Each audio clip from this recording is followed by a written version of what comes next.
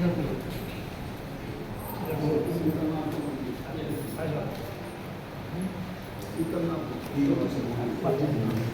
फलिया तो सुचिसान का तो मंदिर में जो है ये हवन हो रहा है, सभी जो है आहुति डालते हुए नजर आ रहे हैं। चौबीसों सिर जिन जंग आनंद कंद सही पर मोक्षमयी ओम ह्रीं श्री सिद्ध ओम बसवादी माय प्रचलो इष्टि कंदो अष्ट कर्म दलाय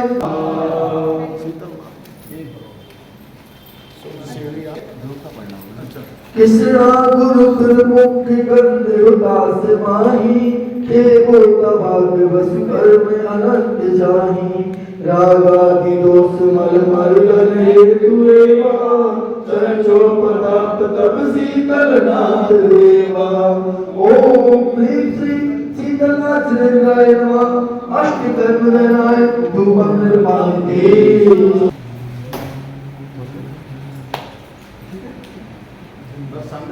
जय जिनेंद्र जय। एक छोटा सा जो है वो हवन किया गया जैन मंदिर से जो है, ये सीधी तस्वीरें जो है आपको दिखा रहे हैं हम।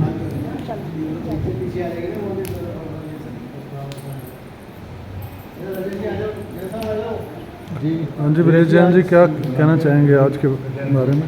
जैन धर्म में 10 लक्षण महापर्व बड़ी हर्षोल्लास के साथ 28 तारीख से चल रहे हैं, जो कि आगामी 6 तारीख तक चलेंगे। इस मध्य दिगंबर जैन समाज और श्वेतांबर सभी समाज के सदस्य तप तपस्या व तपस्या की भावना से सभी साथ रहते हैं और बहुत ही धर्म पर भावना करते हैं। मंदिर जी में सुबह 6 बजे भगवान जी का नवन पूजा और विधान आदि हो जाते हैं। उसके बाद संध्या काल में 6:30 बजे आरती का समय होता है। इस प्रकार से सभी कार्य 10 दिन तक लगातार चलेंगे, जो कि आज का दिन हमारा सुगंधित धूप दशमी का दिन था। वह आज धूप दशमी का उद्देश्य ये होता है कि जो आप कार्य करें अच्छे उत्साह के साथ करें, और आपका जो भी संयम के दिन के साथ होता है कि जैसे बिना ब्रेक की गाड़ी नहीं कामयाब होती, उसी प्रकार आपके जीवन में यदि संयम नहीं है, ब्रेक की भावना नहीं है, तो आपका जीवन भी सफल नहीं होता। आप संयम के साथ आगे चलें।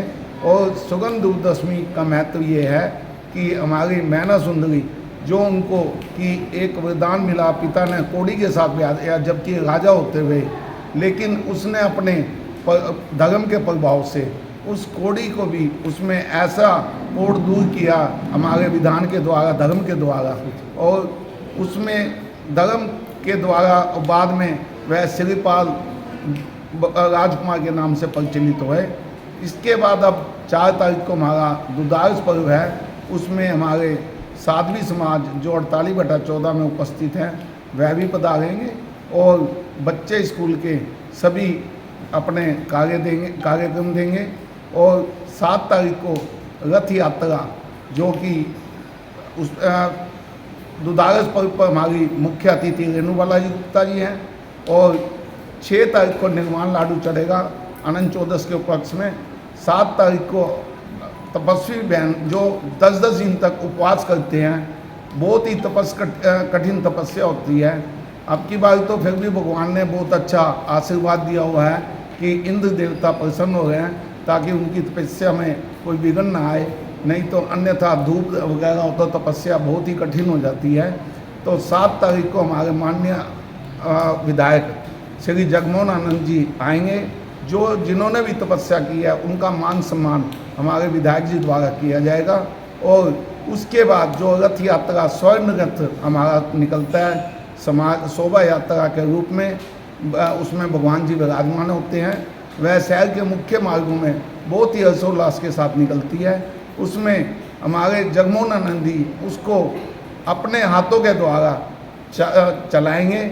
उसके बाद समाज पूरा शहर में भ्रमण करने के बाद जैन स्कूल में रेलवे रोड पे होने के पश्चात पुनः वापसी 2 बजे यहाँ पहुँचेगा, और सभी इसी प्रकार से कार्यक्रम होंगे। और सोमवार के दिन जो कि हमारा विशेष कार्य होता है कि क्षमा भाव, उसमें सोमवार के दिन प्रातः 8 बजे क्षमा भाव पर पूजा होगी और सभी लोग आपस में क्षमा की भावना करते हुए सब जो भी कार्य हमारे से गलती से जाने अनजाने में कोई गलत काम या किसी के विरुद्ध हम अपवचन बोल देते हैं, अपशब्द बोल देते हैं, जो मन से नहीं बोले जाते लेकिन अचानक निकल जाते हैं, उनके प्रति हम उनसे क्षमा भाव करके क्षमा पर्व मनाएंगे।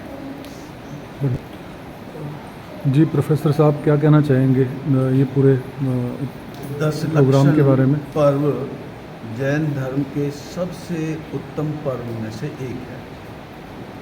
10 दिवसीय ये महापर्व श्री दिगंबर जैन मंदिर करनाल में चल रहा है। आज संयम धर्म का पालन करने के लिए पूजा भक्ति की गई, भगवान का अभिषेक किया गया, शांति धारा की गई।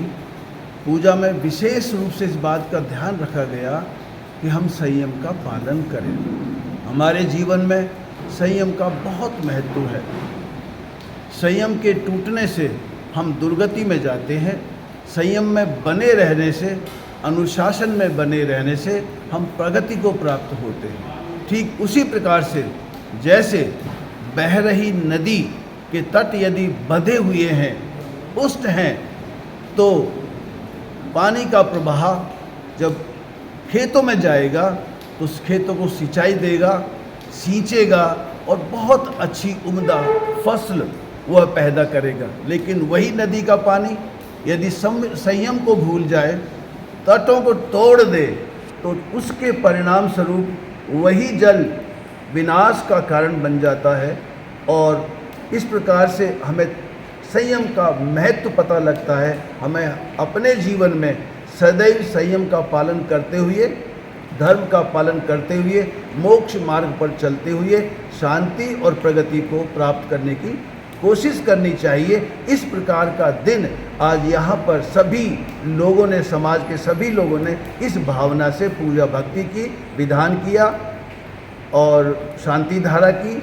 इस प्रकार से आपस में जय जिनेन्द्र करके आज का दिन का ये समापन हुआ। और अभी जो हम पर्व मना रहे हैं, ये सुगंध धूप दशमी का ये पर्व है। इसका महत्व इस प्रकार से समझिए कि हम अपने कर्मों को, जिसमें दोष होते हैं, हम उन दोषों को यहाँ पर छोड़ देते हैं और अपने जीवन को शुद्ध बनाने का प्रयास करते हैं। जय जिनेन्द्र। धन्यवाद।